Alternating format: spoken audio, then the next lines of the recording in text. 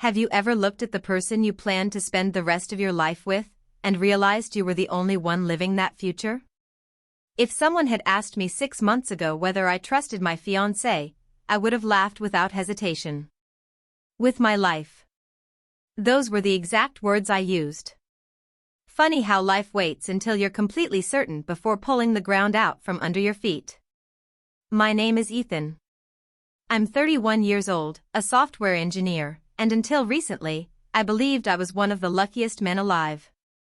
Her name was Olivia. We had been together for almost 4 years. Our love story wasn't dramatic. No cheating. No games. No endless breakups. Just two people who met by accident in a bookstore, argued over the last copy of the same novel, and somehow ended up sharing coffee that afternoon. She had the kind of smile that made strangers smile back. The kind of laugh that filled a room. She remembered birthdays. She called my mother every Sunday. She cried during animal rescue videos. Everyone adored her. Including me. Especially me. When I proposed on a quiet beach at sunset, she burst into tears before I even opened the ring box. She threw herself into my arms. Yes. Yes. Of course I'll marry you. People nearby clapped. Someone even recorded it. 4 weeks afterward, she couldn't stop staring at the ring. She showed everyone. Family. Friends. Co-workers. Even the cashier at the grocery store. I thought my life had finally become everything I'd dreamed of. We bought a small apartment together. Started discussing wedding venues. Argued over flower colors. She wanted white roses. I preferred sunflowers. She teased me. You're impossible. And yet you're marrying me. I guess I'll have to. We laughed. Those little moments became my favorite memories. Or at least they used to. Looking back now, I wonder if she was already pretending. Everything changed because of something so small. Something so ordinary. That I almost ignored it. It was a Friday evening. I had finished work early and decided to surprise Olivia. She had told me she was having dinner with a few coworkers downtown. Nothing unusual. I thought I'd send dessert to her table. Maybe embarrass her just a little. She always blushed when I surprised her. I called the restaurant. The hostess asked for the reservation name. Olivia Carter. There was silence. I'm sorry, sir. We don't have that reservation. Maybe another restaurant. I texted her. No reply. Called.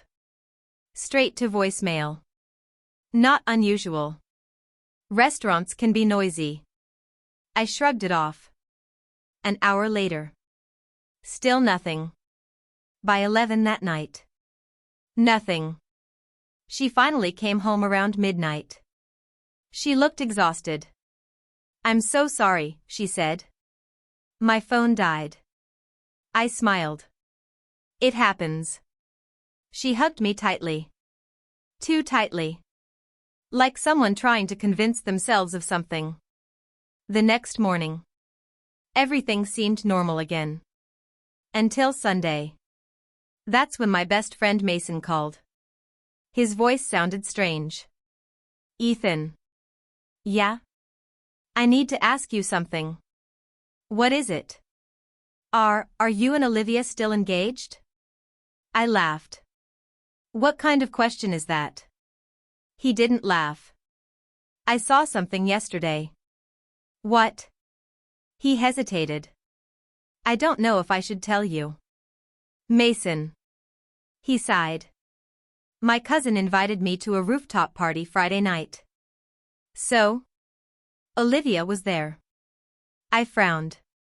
She told me she was having dinner with coworkers. Maybe she did before. What happened?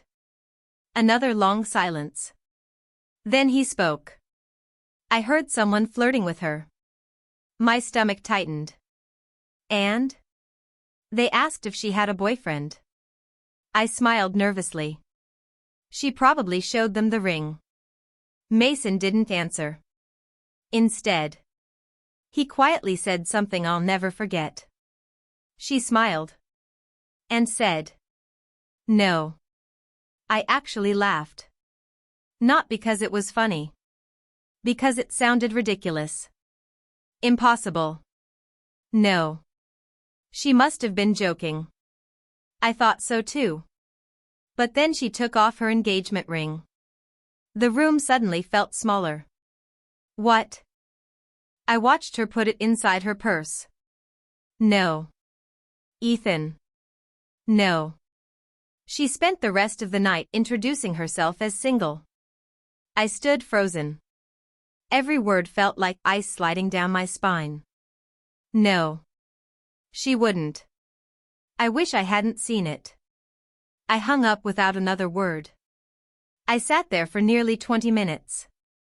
Just staring at the wall. Trying to force my heart to believe my brain was wrong. Maybe Mason misunderstood. Maybe it was some weird joke. Maybe there was an explanation. There had to be. There had to be. Because the woman I loved. The woman planning our wedding. The woman who kissed me goodbye every morning. Couldn't possibly be telling strangers she was single. Right? I looked toward our bedroom. Olivia was humming softly while folding laundry. She looked peaceful. Comfortable. Completely unaware that my world had just begun to collapse. And for the first time in 4 years. I looked at her. Not with love. But with a question that terrified me. Who are you? What would you do if the person you loved looked you straight in the eyes every day, while hiding a life you knew nothing about? Would you confront them immediately? Would you scream? Would you walk away? I wish I could tell you I was that strong. I wasn't. I did what too many people in love do. I convinced myself there had to be an explanation. Maybe Mason misunderstood. Maybe Olivia had been playing some silly game with her coworkers. Maybe someone had dared her. Maybe. That word became my prison. Maybe. The entire week, I watched her more closely than I ever had before. She still kissed my forehead every morning. She still packed my lunch. She still left little sticky notes inside my laptop bag. Good luck today. Don't forget to smile. I love you. Those 3 words used to make my heart race. Now they made me wonder how easily they came to her. One evening we were sitting on the couch watching a movie. She rested her head on my shoulder. You've been quiet lately. Just work. She looked at me for several seconds. You sure? I smiled. I'm sure. She nodded. Okay. Then she wrapped her arms around mine. I miss you. That sentence nearly broke me. How could someone miss me? While pretending I didn't exist? 3 days later, another strange thing happened. Olivia was in the shower when her phone buzzed on the kitchen counter. I wasn't someone who checked phones. Never had been. Trust had never required passwords. But trust had already started bleeding. The screen lit up. A notification appeared. Jake, had fun Friday. Hope we see each other again, winking face. I stared. Just stared. Maybe Jake was a coworker. Maybe the wink meant nothing. Maybe. Again. That cursed word. The phone buzzed again. Jake, glad you're actually single. Makes things a lot easier. I felt the blood drain from my face. Single. Again. The shower stopped. I quickly stepped away from the counter before she walked out. She smiled as if nothing had happened. You okay? Yeah. You look pale. I skipped lunch. Oh. She kissed my cheek. You need someone to take better care of you. I almost laughed. The irony hurt too much. That night I barely slept. She curled up beside me. She reached for my hand while sleeping, just like she always did. Even in her dreams. She held on to me. But in real life, she was letting go. The next afternoon I met Mason for coffee. He looked guilty before I even sat down. I've been thinking. So have I. I'm sorry. For what? For telling you. I shook my head. No. You did the right thing. He leaned closer. I didn't tell you everything. My heart sank. What else? I stayed longer after you left. I swallowed. And? I saw her talking to 3 different guys. I forced myself to listen. She never mentioned you. Maybe nobody asked. They did. I looked up. What? They asked why a woman like her had never been married. And? She laughed. The next words shattered something inside me. She said, I just haven't met the right man yet. I closed my eyes. For a moment I couldn't hear the cafe anymore. People were talking. Coffee machines hissed. Plates clinked. But everything sounded far away. Like I had fallen underwater. For years. An engagement. Wedding plans. Our apartment. The furniture we'd picked together. The honeymoon brochures on our dining table. Had all of it meant nothing? Did she flirt with them? Mason hesitated. I wish I could say no. I looked away. There was one guy.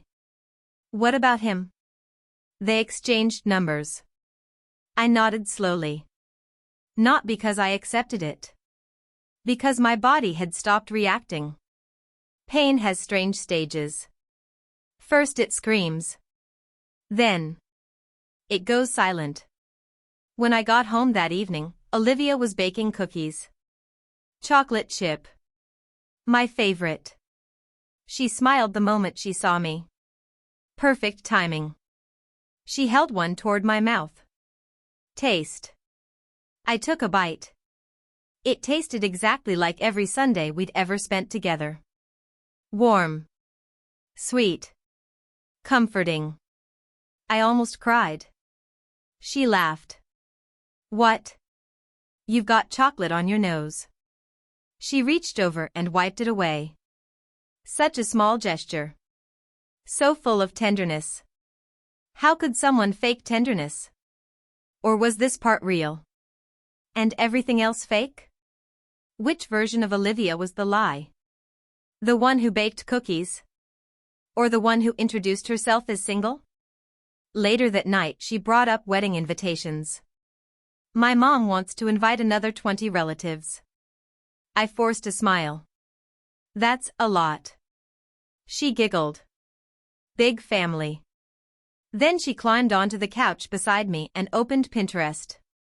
Look. She showed me decoration ideas. Flowers. Centerpieces. Candles.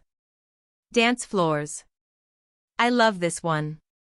I stared at the screen without seeing it. She noticed. You don't like it? I do. You seem distracted. I'm tired. She looked disappointed. I just want this day to be perfect. Perfect.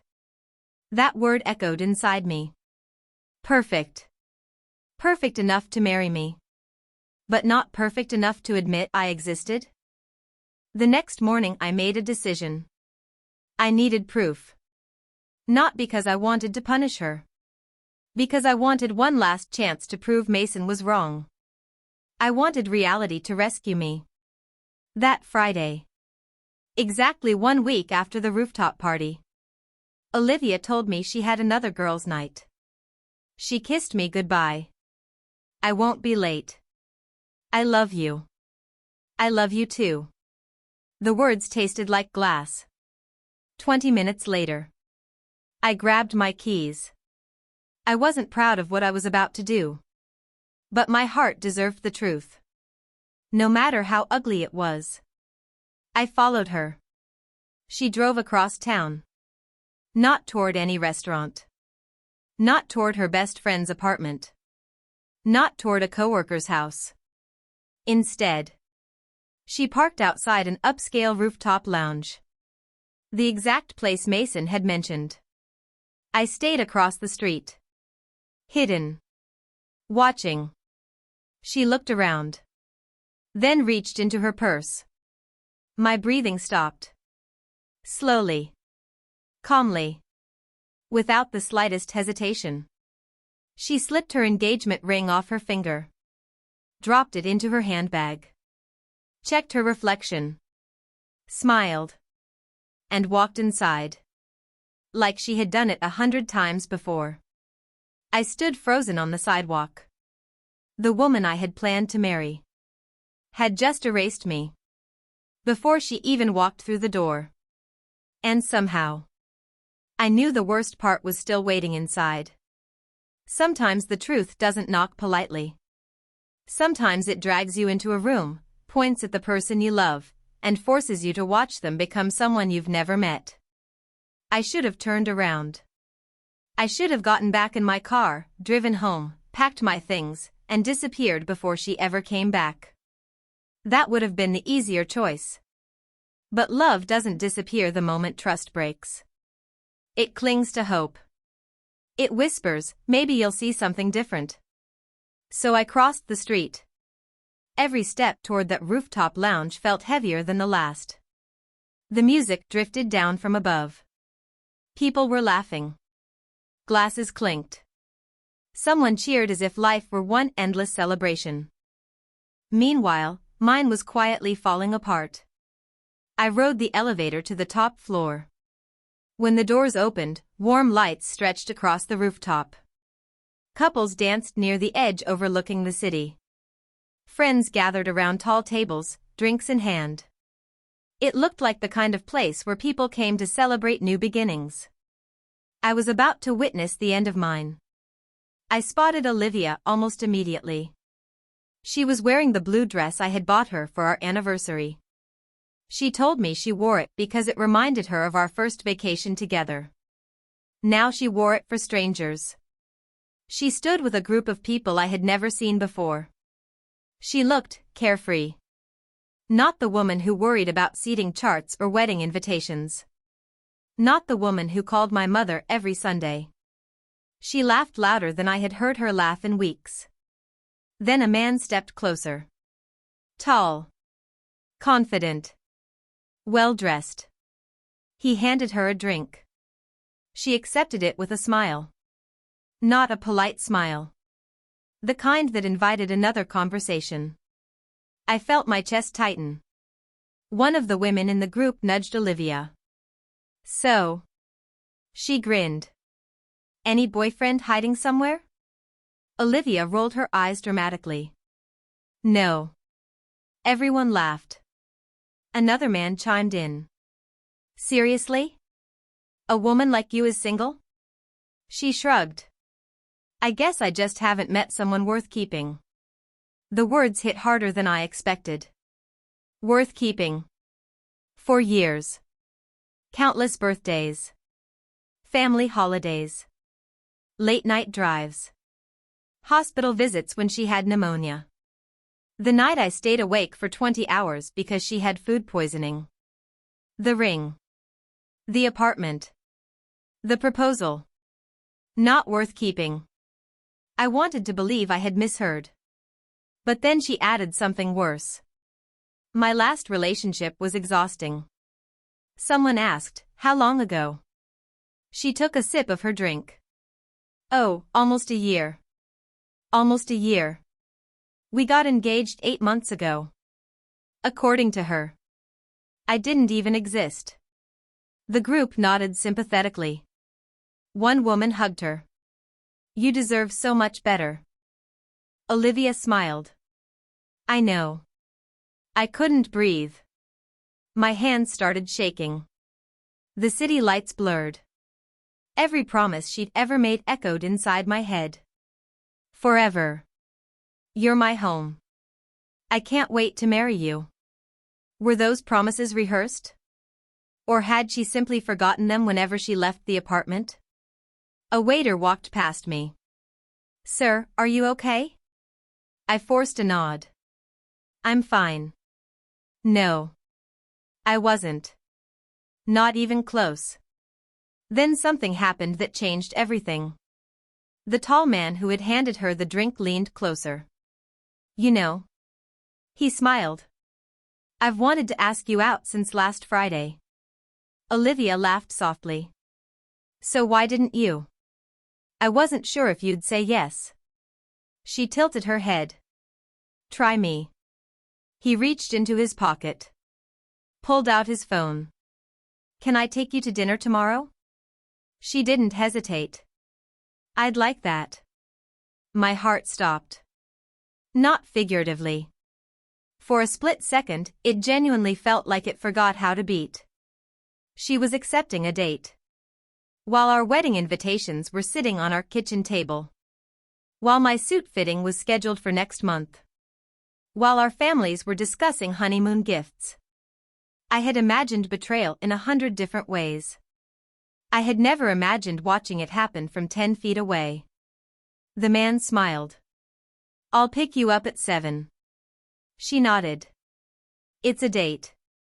Those 4 words echoed louder than the music. It's a date. I couldn't stay hidden anymore. Something inside me finally snapped. Not with anger. With heartbreak. I stepped forward. 1 step.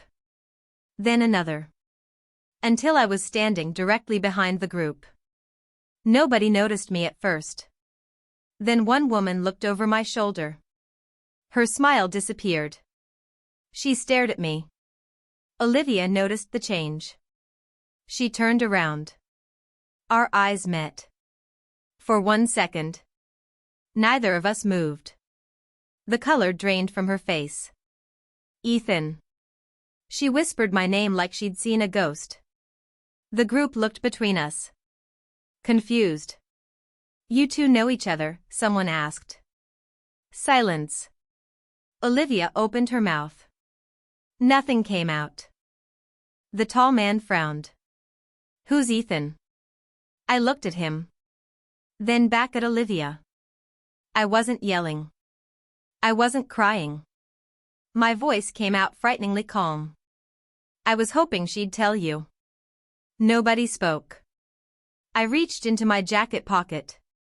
Pulled out my wallet. Inside was a photo. The one from the day I proposed. Olivia was crying, hugging me, her engagement ring shining in the sunset. I held it up. I took this 8 months ago. The group leaned closer. Someone gasped. The woman who had hugged Olivia moments earlier covered her mouth. No. The tall man looked from the photo. To Olivia. Then to me. What is this? I answered before she could. I'm her fiancé. The rooftop became completely silent. Even the music suddenly seemed distant. The man's smile disappeared. You've got to be kidding. I looked at Olivia. I wish I was. She started shaking her head. Ethan, please. Please what? I can explain. I laughed. It wasn't the laugh of someone amused. It was the laugh of someone who had finally run out of tears. Explain which part? The part where you told everyone you were single? The part where you said your relationship ended a year ago? Or the part where you just accepted a date tomorrow night? Her eyes filled with tears. People around us slowly backed away. Nobody wanted to interrupt. Nobody knew what to say. The tall man took 1 step away from Olivia. You told me you were single. She looked at him.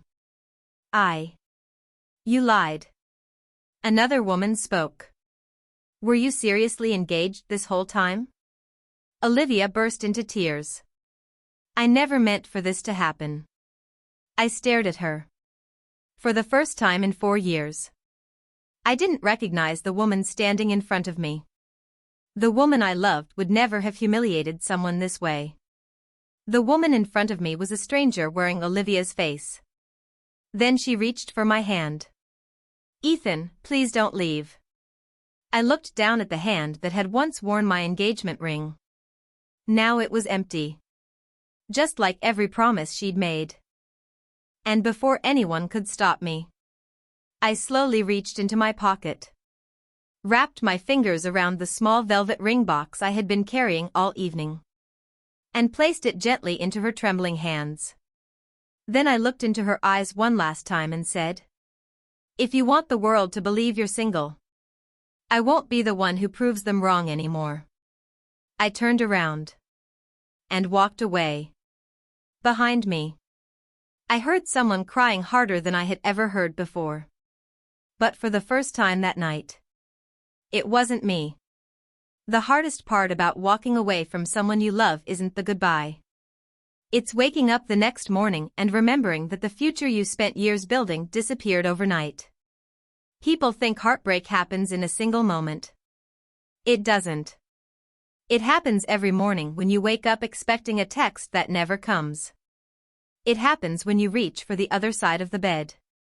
It happens when you see 2 coffee mugs in the kitchen and realize only one of them will be used. The night I walked out of that rooftop lounge, I didn't go home. I drove. No destination. No music. No thoughts that made sense. Just miles of empty roads and a chest that felt too heavy to carry. Around 3 in the morning, I pulled into a quiet park overlooking the river. I sat on a bench with my phone in my hand. 23 missed calls. 31 text messages. Every one of them from Olivia. "Please answer. It's not what it looked like. I'm begging you. Please come home. Don't do this." The words blurred together. For years, I had dreamed about receiving sweet messages from my fiancé. Now all I wanted was silence. I turned my phone off.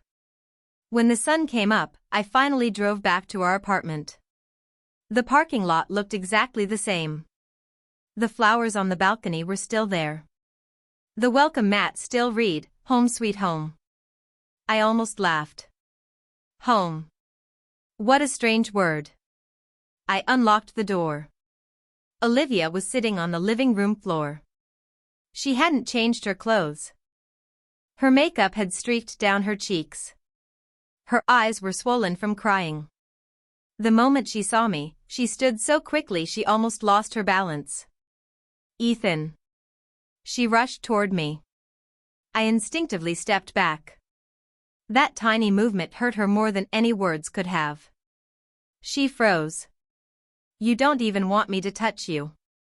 I didn't answer. She began crying again. "I know what you saw." "Do you?" "I know how terrible it looked." "It didn't look terrible." She stared at me. "It was terrible." Silence filled the room.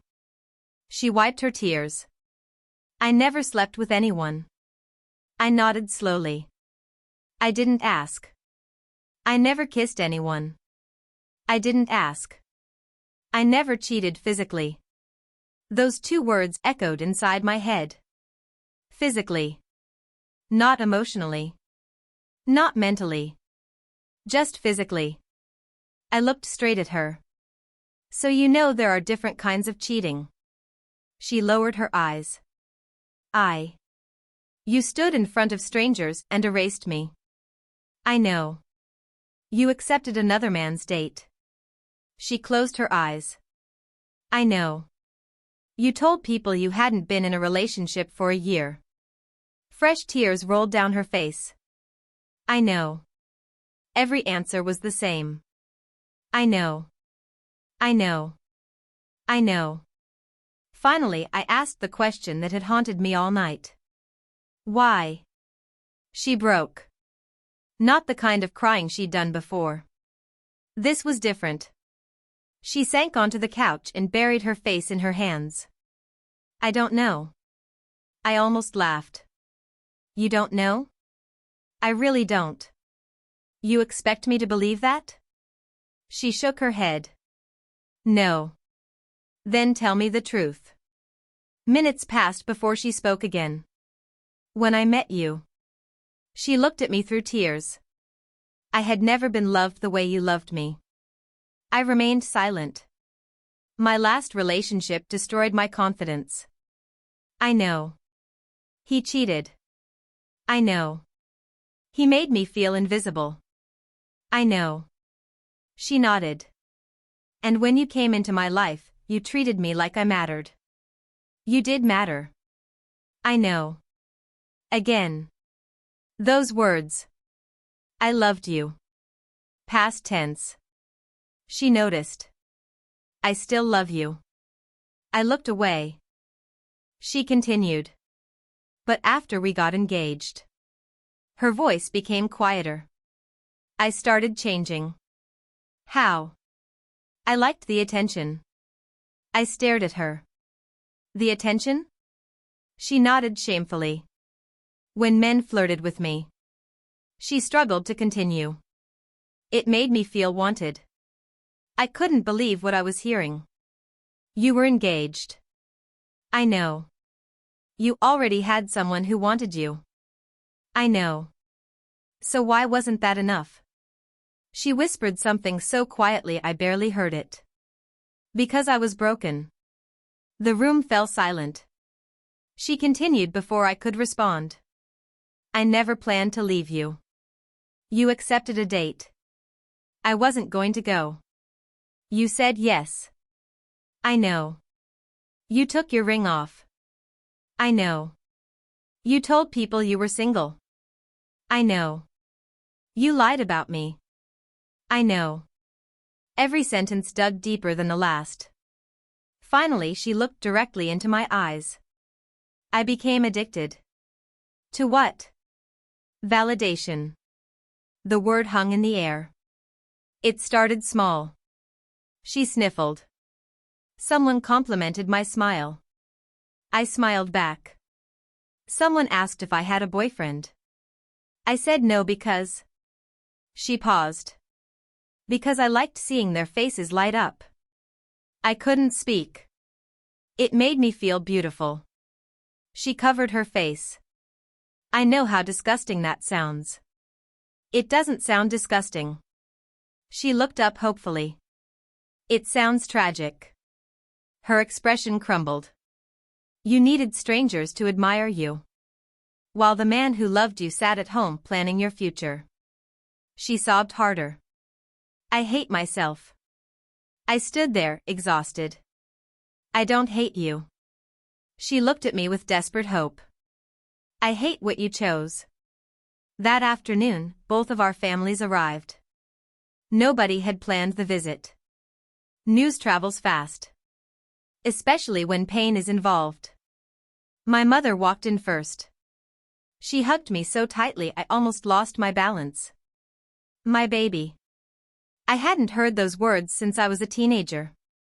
For the first time in years. I cried. Not loudly. Not dramatically. Just quietly. The kind of tears you can't stop because you've been holding them in for too long. Across the room, Olivia's parents sat beside their daughter. Her father looked 20 years older than he had a week ago. He finally spoke. Olivia. She looked at him. Did you do what Ethan said? She nodded without looking up.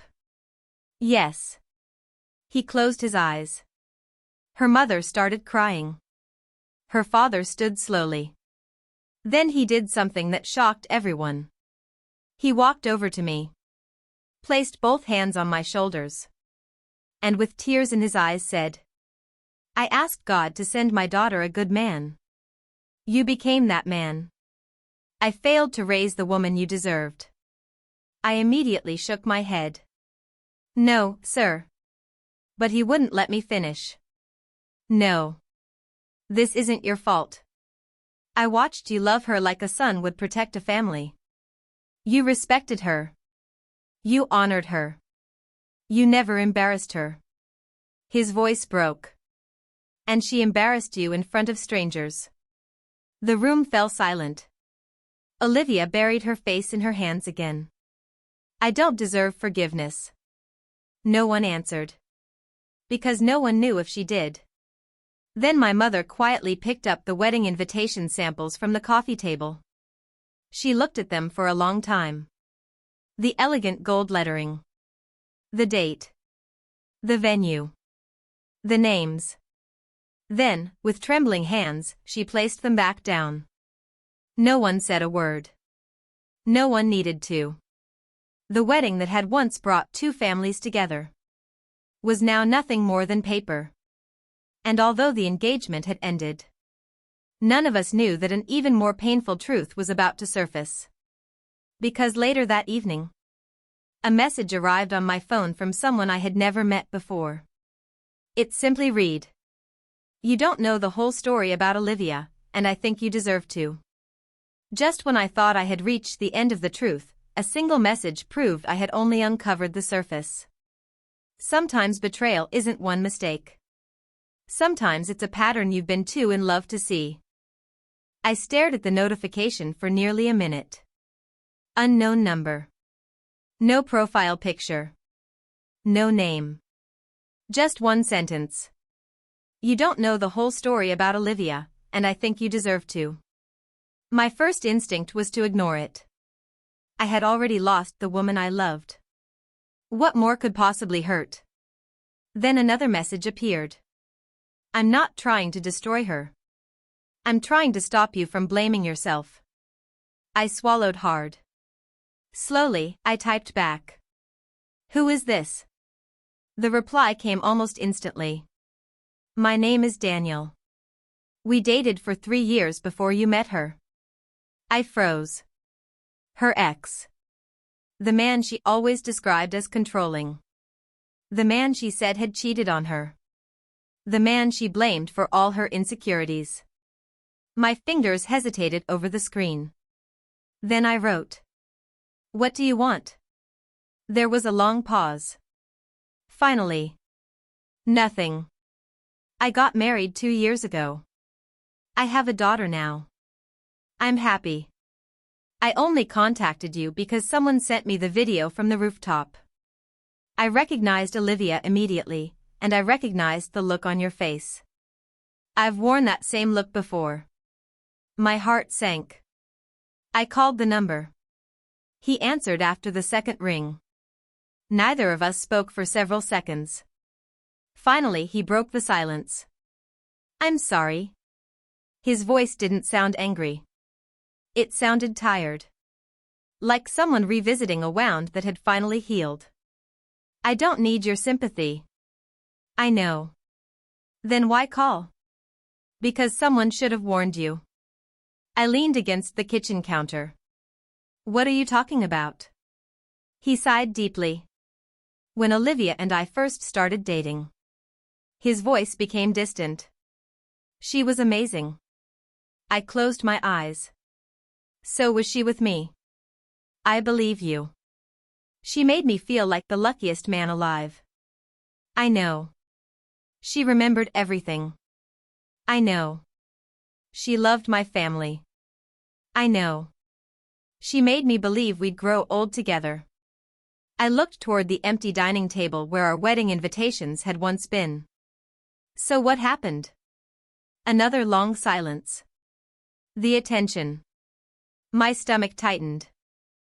"It started with little lies." "What kind?" "She'd go out with coworkers. Take off the promise ring I gave her."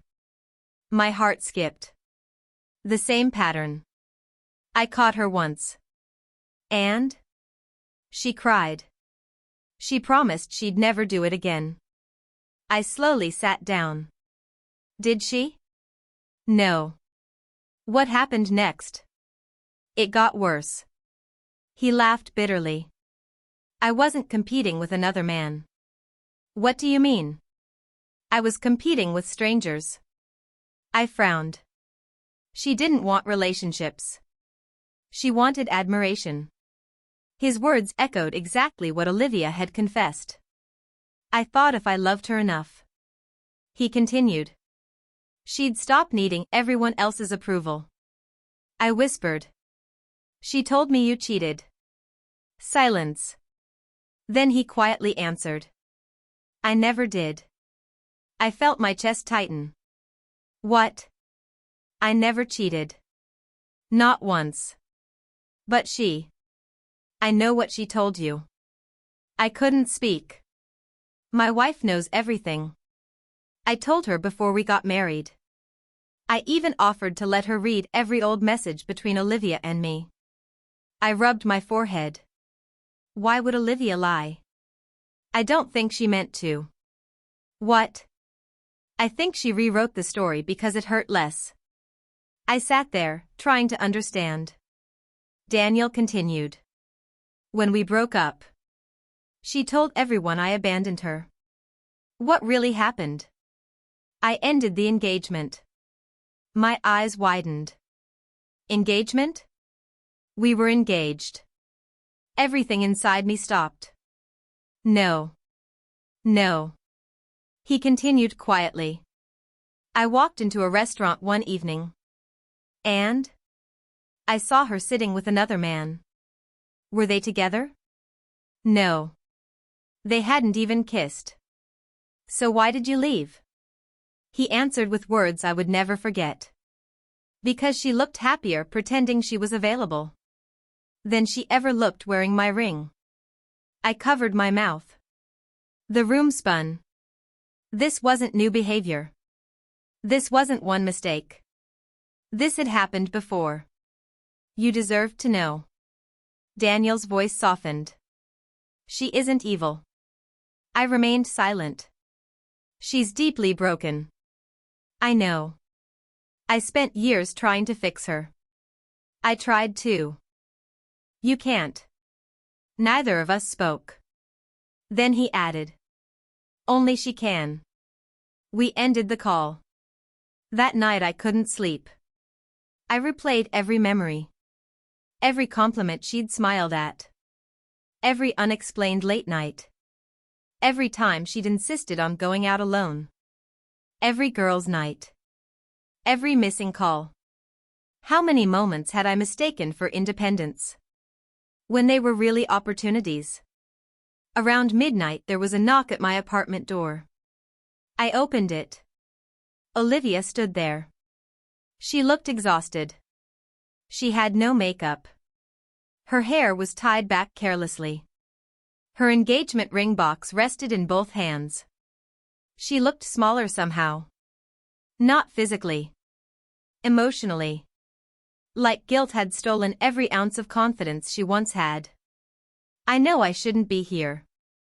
I didn't answer. I just. Her voice cracked. I needed to tell you something before it's too late. I stepped aside. She entered quietly. The apartment felt unfamiliar with both of us inside it. She looked around at the framed photos still hanging on the walls.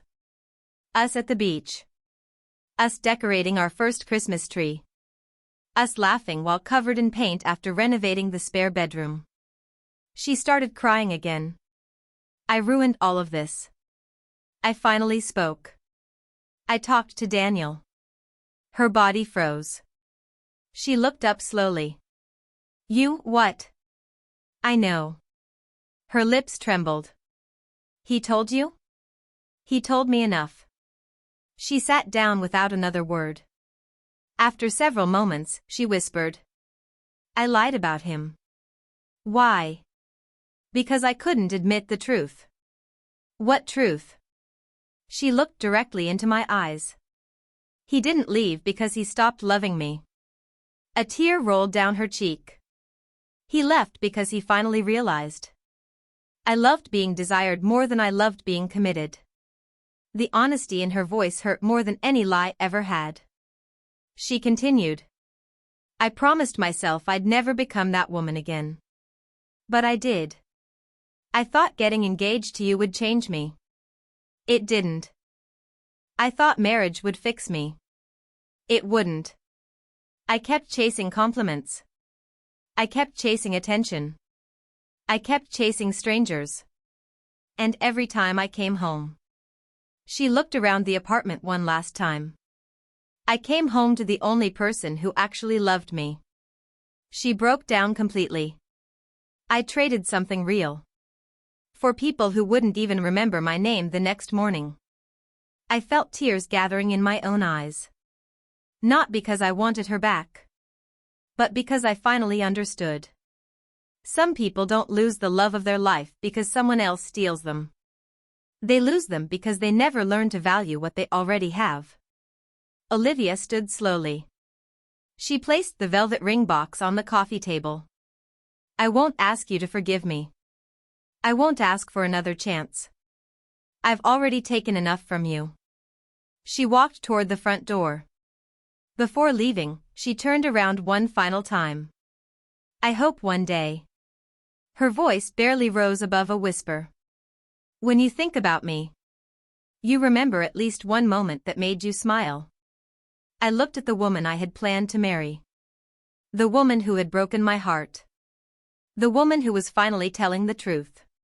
And although I wanted to answer, no words came. She nodded as if she understood. Then she quietly closed the door behind her. I believed that was the last time I would ever see Olivia. I was wrong. Because 3 months later, on a cold autumn afternoon, fate brought us together one final time. And neither of us would leave that meeting the same person. People think every love story should end with two people finding their way back to each other. But sometimes, the greatest act of love is having the strength to let go of someone who isn't ready to love you the way you deserve. 3 months. 92 days. That's how long it had been since Olivia quietly walked out of my apartment with tears in her eyes and the engagement ring left behind on the coffee table. The first week was unbearable. Every room reminded me of her. The coffee mug she always used. The blanket she insisted was our movie blanket. The tiny cactus she bought because she claimed, if we can keep this alive, we'll survive marriage. I smiled the first time I looked at it. Then I cried. The wedding invitations had been thrown away. The venue had been cancelled. Our families had quietly accepted that the future we had spent years planning no longer existed. Friends kept asking if I was okay. I always gave the same answer. I'm getting there. The truth? Some mornings I believed it. Other mornings, I didn't. One Saturday, my mother invited me over for lunch. She made my favorite chicken pie, just like she had when I was a little boy. Halfway through the meal, she reached across the table and held my hand. You know what breaks my heart the most? I looked at her. You still blame yourself. I tried to deny it. I don't. She smiled sadly. Ethan. Mothers know. I looked down. I keep wondering what I could have done differently. She squeezed my hand gently. My son. You could have loved her perfectly. And someone who is empty inside would still look for something outside. Her words settled deep inside me. For the first time, I stopped asking what I had done wrong. Maybe. Just maybe. The answer had never been about me. I threw myself into work. Not because I wanted to become rich. Because staying busy hurt less than sitting alone with memories. I started running every morning. I reconnected with friends I hadn't seen in years. Mason dragged me on weekend hiking trips. At first, I complained every mile. Eventually, I laughed again. Real laughter. The kind that surprised even me. Life hadn't become perfect. But it had started moving again. One rainy Tuesday afternoon, I stopped at a small bookstore. The same bookstore where Olivia and I had met 4 years earlier. I almost turned around. Too many memories. But something made me walk inside. The smell of old books hadn't changed. Neither had the old wooden floors that creaked with every step. As I wandered through the fiction section, I heard a familiar voice. Excuse me. I froze. Slowly. I turned around. Olivia. For a second, neither of us spoke. She looked different. Not because of her clothes. Not because of her hair. Her eyes had changed. The sparkle that constantly searched for approval was gone. She looked peaceful. Tired. Honest. She smiled softly. I wasn't sure it was you. It is. How have you been? I thought about lying. Instead, I answered honestly. Better. She nodded.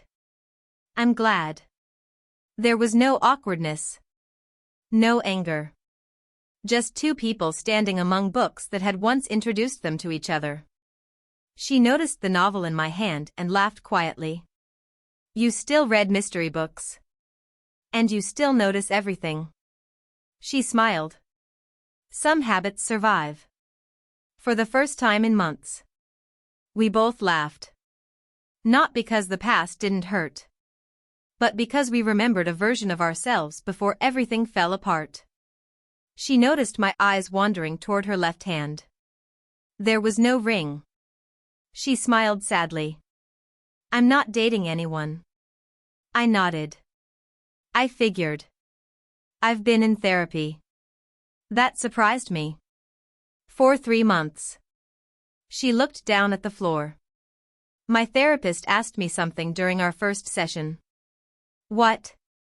She smiled faintly. She asked. If every stranger stopped complimenting you tomorrow, would you still know who you are? I stayed silent. I couldn't answer. A tear slipped down her cheek. I spent years building my confidence on other people's attention. She looked at me. I never built it on my own. I could see she wasn't asking for sympathy. She was accepting responsibility. She continued. I finally understand something. What? You weren't asking me to give up my freedom. She smiled through tears. You were asking me to protect what we had. I nodded. Yes. I understand that now. We stood quietly for several moments. Then she reached into her bag. Not for a ring. Not for a letter. Just a folded piece of paper. I wasn't planning to see you today. She handed it to me. It's a list. I unfolded it. At the top, in neat handwriting, it read. Things I wish I had appreciated before I lost them. There were dozens of entries. The way Ethan always made coffee before I woke up. The way he never let me carry heavy grocery bags. Sunday dinners with his parents. Movie nights on the couch. His terrible singing while cooking. The way he celebrated every tiny success in my life. Feeling safe. Being chosen every single day. Near the bottom. One sentence caught my eye. The man who loved me when I was too busy trying to make strangers like me. My vision blurred. I folded the paper carefully. You don't have to give this back. She smiled. I wrote it for myself. Then she took a deep breath. I also owe you something. You don't owe me anything. Yes. She looked directly into my eyes. I owe you the truth. I have spent months wishing you would forgive me. She paused. But today. She smiled gently. I hope you don't. I frowned. She continued. Because if you forgave me too easily, you might forget how much your heart is worth. A tear rolled down my face. Not because I wanted her back. But because those words were the first completely selfless thing she had ever said to me. She had finally stopped thinking about what she wanted. She was thinking about what I deserved. As we walked toward the bookstore entrance, the rain had stopped. Sunlight broke through the clouds. She looked at me one last time. I really did love you. I smiled sadly. I know. I just didn't know how to love someone without needing everyone else to love me too. I know. she wiped away one final tear. I hope one day someone makes you happier than I ever could. I looked at her for a long moment. I hope one day you learn to love yourself enough that you no longer need strangers to do it for you. She smiled. A real smile. Not the one she used to impress people. Not the one she wore at rooftop parties. Just her. Thank you. Then she walked away.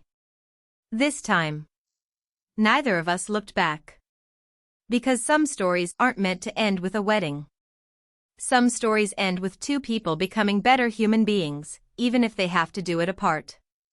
As I stood outside that bookstore, I reached into my pocket and found the folded list she had given me. I smiled, looked up at the clear sky, and finally understood something that had taken me months to accept. Love is not measured by how desperately someone says they need you. It is measured by how faithfully they choose you when no one else is watching. And if someone has to hide your place in their life to feel important, they were never protecting your heart. They were only protecting their image. I never married Olivia. Years later, I married someone who never made me question whether I existed when I wasn't in the room. Someone who introduced me with pride, whether we were alone or surrounded by 100 strangers. Someone who wore her commitment as naturally as her smile. The scars Olivia left never completely disappeared. But they stopped hurting. Instead, they became quiet reminders of one simple truth. Never beg to be acknowledged by someone who truly loves you. Real love doesn't erase your place in someone's life. Real love makes that place impossible to hide.